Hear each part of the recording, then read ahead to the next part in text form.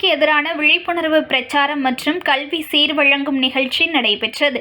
திருவள்ளூர் மாவட்டம் மீஞ்சூர் அடுத்த மேலூரில் இயங்கி வரும் புதிய தலைமுறை அக்னி சிறகுகள் சமூக நல அறக்கட்டளை சார்பில் போதைக்கு எதிரான விழிப்புணர்வு பிரச்சாரம் நடைபெற்றது. பட்டுமந்திரியில் இருந்து மேலத்தாளத்துடன் பட்டாசு வெடித்து துவங்கிய விழிப்புணர்வு பேரணியை மீஞ்சூர் காவல் உதவி ஆய்வாளர் சாந்தி கொடியசைத்து துவக்கி வைத்தார். பின்னர் மேலூர் அரசு பள்ளி அருகே கல்வி சீர்வழங்கும் விழா நடைபெற்றது. பரதநாட்டியத்துடன் தொடங்கிய நிகழ்ச்சியில் பறை இசைத்தல், சிலம்பாட்டம், குத்து சண்டை, போதைக்கு எதிரான விழிப்புணர்வு நாடகங்கள், மாணவர்களின் விழிப்புணர்வு பேச்சு நடைபெற்றது. அக்னி சிறகுகள் ஒருங்கிணைப்பாளர் கோபாலகிருஷ்ணன் ஏற்பாட்டில் நடைபெற்ற இந்த நிகழ்ச்சியில் மீஞ்சூர் காவல் ஆய்வாளர் காளிராஜ் கலந்து கொண்டு இளைஞர்களுக்கு போதையிலிருந்து விடுபடுவதற்காக வழிமுறைகளை கூறி ஆலோசனைகளை வழங்கினார்.